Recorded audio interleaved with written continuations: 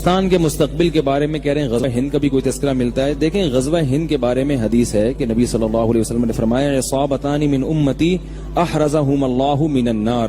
میری امت کے دو گروہ ایسے ہیں جن کو اللہ جہنم کی آگ سے بچائے گا. اصابت تغزو الہند واصابت تکون مع عیسی ابن مریم. ایک وہ جماعت جو ہندوستان پہ حملہ کرے گی اور ایک وہ جماعت جو حضرت عیسیٰ کے ساتھ مل کے لڑائی کرے گی. اس سے بھی پتہ چلتا ہے حضرت عیسیٰ نے آنا ہے. اور غامدی صاحب جو کہتے ہیں کہ نہیں آنا، ان کا نظریہ غلط ہے. ٹھیک ہے. اب جو ہندوستان کا جس کا حدیث میں تذکرہ آتا ہے وہ اس میں پاکستان بھی داخل ہے، کیونکہ نبی صلی اللہ علیہ وسلم کے دور میں جو ہندوستان تھا وہ کیا تھا؟ پاکستان میں.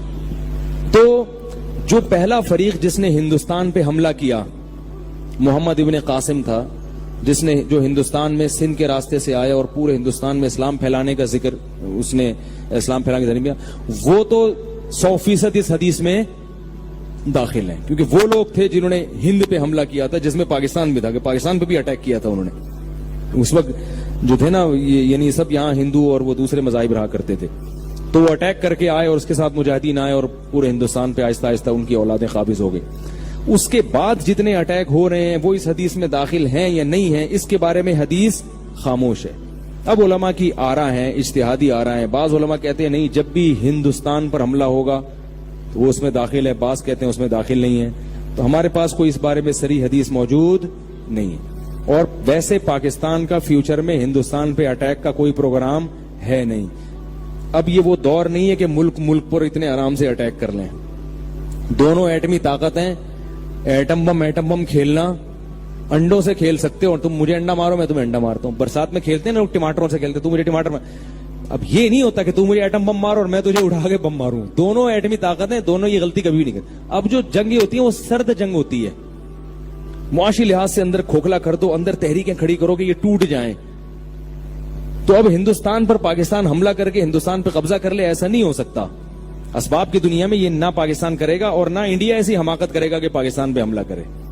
اب یہ ہو رہا ہے کہ ایک دوسرے کی جڑیں کھوکھلے کرنے میں.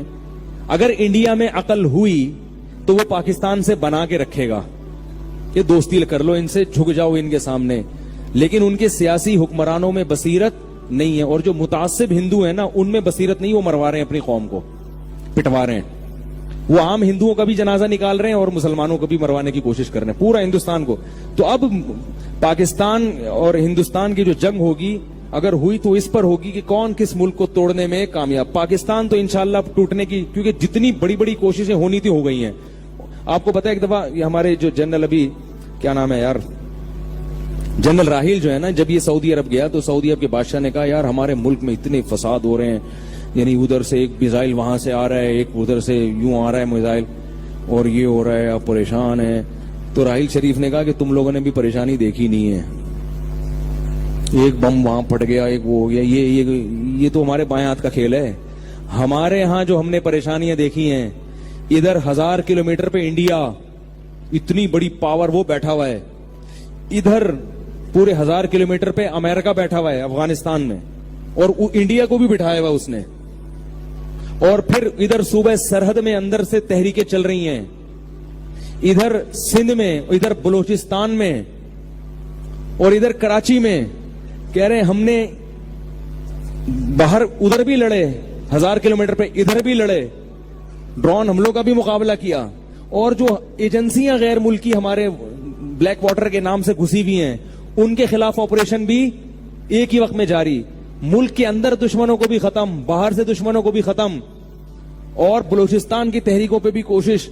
یہ ساری جنگیں الحمدللہ ہم کامیابی سے لڑ رہے ہیں، اور ہمارے اعصاب ابھی کمزور. میں پورا بیان نقل نہیں کر رہا ہوں، ان کا جو مفہوم بیان کر رہا ہوں. ہمارے اعصاب کا مطلب تم نے تو پتہ ہی نہیں کہ دہشت گردی ہوتی کیا ہے.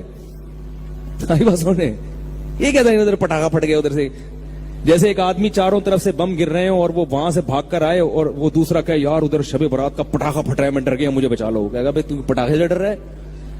تو عرب لوگوں نے ابھی دیکھا نہیں ہے کہ دہشت گردی، اللہ بچائے سعودی عرب کو ہر قسم کی دہشت گردی سے بچا کے رکھے.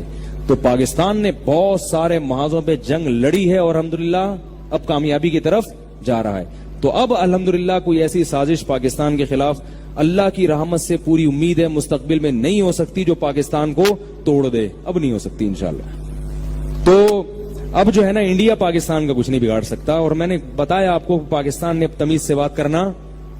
آپ نے دیکھا جنرل مشرف کا بھی بیان سنا ہے, ایک انڈیا کے ایک اینکر نے کچھ الٹی سیدھی باتیں کی کہ ایک وادر بن رہا ہے, پاکستان چائنا کا غلام بن رہا ہے اور یہ ہو رہا ہے. تو وہ کیسا جواب دیا ہے. چند سال پہلے تک پاکستان آرمی کا کوئی ریٹائر آفیسر اس طرح سے انڈیا سے بات نہیں کر رہا تھا, یہ سٹائل نہیں تھا. اب پاکستان کی ٹون الحمدللہ, بھائی جب آپ محلے کے دادا بنتے ہو تو آپ کی ٹون چینج ہو جاتی ہے.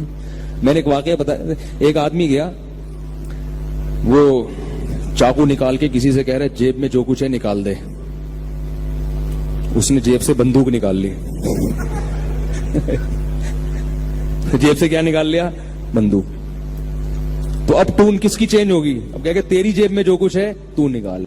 تو ابھی تک انڈیا پاکستان کو اس طرح کی باتیں کر رہا تھا. پاکستان بیچارہ تھوڑا سا سہما, کیونکہ پاکستان کے اپنے مسائل تھے, ادھر افغانستان میں مسائل, ادھر اندرونی مسائل, ہر طرف سے اندر خفیہ ایجنسیاں گھسی ہوئی ہیں.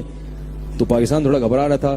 اب الحمدللہ پاکستان کی ٹون, اب پاکستان نے تمیز سے بات کرنا چھوڑ دی ہے. پاکستان کہہ رہے اس سے ہم تمیز سے بات کریں گے جو ہم سے تمیز سے بات کرے گا. وعلیکم السلام اس کو کہیں گے جو ہم کو السلام علیکم کہے گا. یہ الحمدللہ ایک حقائق ہیں. تو بہت ساری نا امیدی کی باتوں میں امید کی باتیں بھی الحمدللہ بہت ساری.